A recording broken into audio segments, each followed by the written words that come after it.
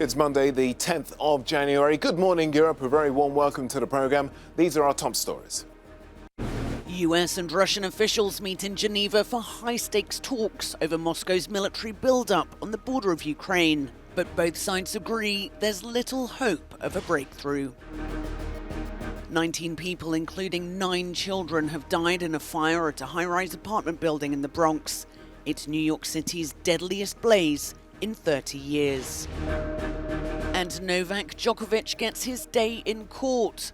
An Australian judge is due to decide if the top-ranked tennis player can stay in the country.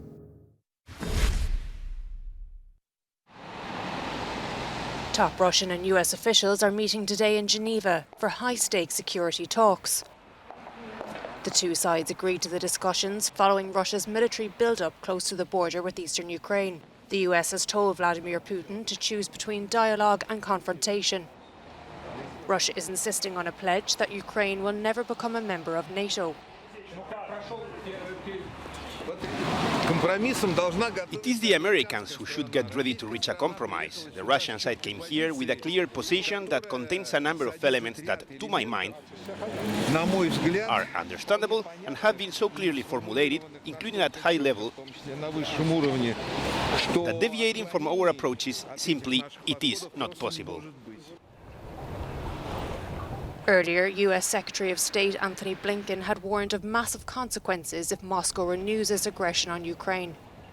Today I reiterated to ABC's George Stephanopoulos our strong preference for a diplomatic resolution on Ukraine and underscored our readiness to impose severe and massive consequences in coordination with our European allies and partners if Russia renews its aggression. Russia has 100,000 troops positioned near Ukraine, while Kiev has readied its reserve army on its side of the border. The Biden administration insists that the sovereign state's right to apply for NATO membership is not negotiable. Washington has said it doesn't expect any breakthroughs in Geneva or during conversations in Brussels, at a meeting of the NATO-Russia Council and at the Organisation for Cooperation and Security in Europe in Vienna later this week.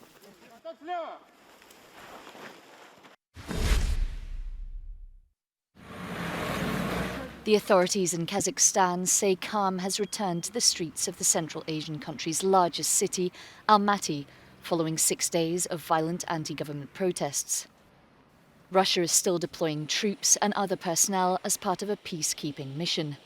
The security situation in Kazakhstan is due to be assessed during a video conference attended by representatives of the Collective Security Treaty Organization. Members including Belarus and Armenia have contributed troops deployed to restore stability. A clear-up operation is underway. At least 164 people died during the violence and almost 6,000 people have been arrested.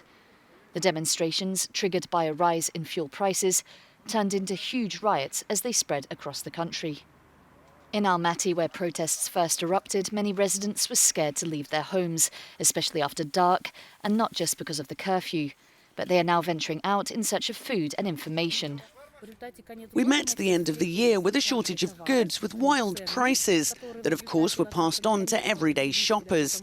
They'd go to the store, for example, and see that diapers cost a crazy amount of money. I think that from now on, the government will pay attention to the voice of the people more often and will be interested in hearing what the people have to say. A state of emergency and a nationwide curfew remain in place.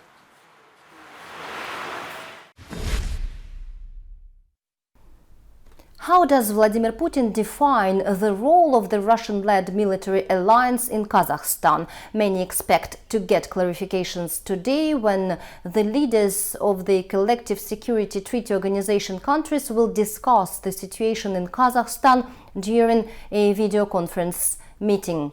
Russia on Sunday said that the forces had finished deploying and would remain in the country until the situation is completely stabilized. Some independent analysts say that the crisis in Kazakhstan was extremely untimely for the Kremlin, as President Tokayev's call for help came at a time of high tension in Russia-US relations and just ahead of talks on the Ukraine crisis. Deputy Foreign Minister Sergei Rybkov, who will lead the Russian delegation in Geneva, said that Russia will not make any concessions under pressure from the Western participants and that it was entirely possible that diplomacy could end after a single meeting. He added that Russia does not plan to discuss Kazakhstan and does not believe that the involvement of the Collective Security Treaty Organization forces requires additional explanations. Galina Polonskaya for Euronews.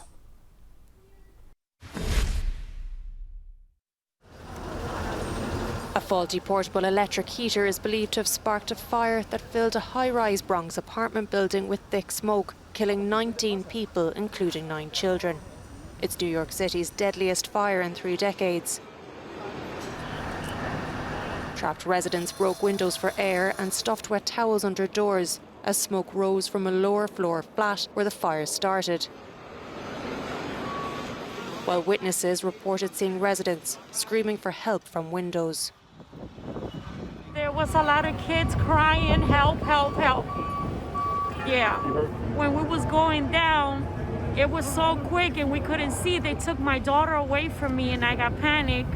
Once I was walking the stairs, I saw a body in the floor that they tried to rescue. The fire consumed that apartment that is on 2 floors and part of the hallway. The door to that apartment, unfortunately, when the residents left, was left open. It did not close by itself. The smoke spread throughout the building, thus the tremendous loss of life and other people fighting for their lives right now in hospitals all over the Bronx. At least 200 firefighters responded to the blaze. Many kept going, searching for survivors even when their oxygen tanks were on empty. Sunday's inferno comes just 4 days after a fire in Philadelphia killed 12 people, including 8 children, in a 3-story public housing building.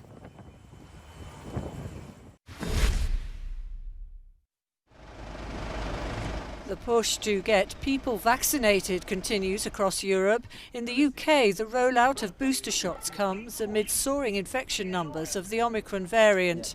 In London, a coronavirus vaccine bus is being used as a vaccination centre. At the same time, ministers are considering following the US by reducing the coronavirus isolation period from 7 days to 5 as a way of relieving pressure on the workforce. I would obviously always defer to the scientific advice on this. It would certainly, help mitigate some of the pressures on, schools, on critical workforce and others. But I would absolutely be, driven by the advice from the experts. In Spain, a surge of COVID reinfections in the past fortnight has exceeded the total number of repeat infections documented during the rest of the pandemic. What's being called the country's 6th wave is starting to strain Spain's healthcare system and other essential services and businesses. And once again, it's due to the need to isolate. Just this week, 5 or 6 colleagues have been infected, so it is impossible to send us people.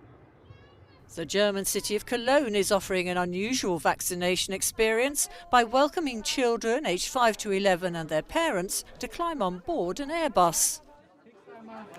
I think it's a great campaign. For the children, it's something completely different than at the paediatrician's office, and everything is very well organised here. Everything went smoothly. Meanwhile, in contrast to other parts of the world which have opened up following vaccination campaigns, China has responded to small numbers of local cases with mass testing and tight lockdowns.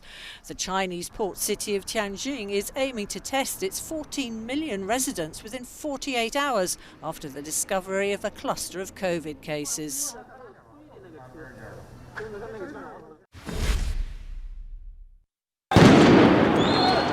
Thousands marched in Brussels on Sunday to oppose the COVID health pass and the stricter anti-COVID regulations. Belgium requires residents to show a COVID certificate to enter bars, restaurants and cultural events. According to police officials, some 5,000 people participated in this march, calling for freedom and denouncing what they called a vaccine dictatorship. It is a completely absurd crisis management style which affects freedoms enormously and which leads us towards a Chinese-style system if we let it happen. And so people have to come forward. It is not about vaccine or no vaccine. It is about the people's choice, their freedoms and the management of the crisis, which should center on health and not the financial interests or politicians behind it. The Austrian city of Innsbruck was also flooded with anti-restriction protests as 6,000 people gathered to denounce mandatory vaccinations. They were joined by opposition leader Herbert Kickl from the far-right Freedom Party. This gathering is our New Year's Concert for Freedom. This is it. A Tyrolean New Year's Freedom concert with a clear message. And this message is this: you will not break us, because each stupid thing you say strengthens the resistance to the vaccine.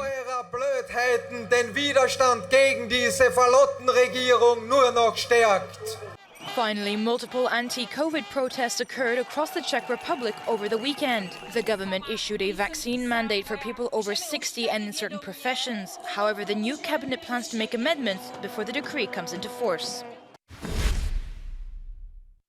It's time for us to take a break here on the programme, but we'll be back in a few moments.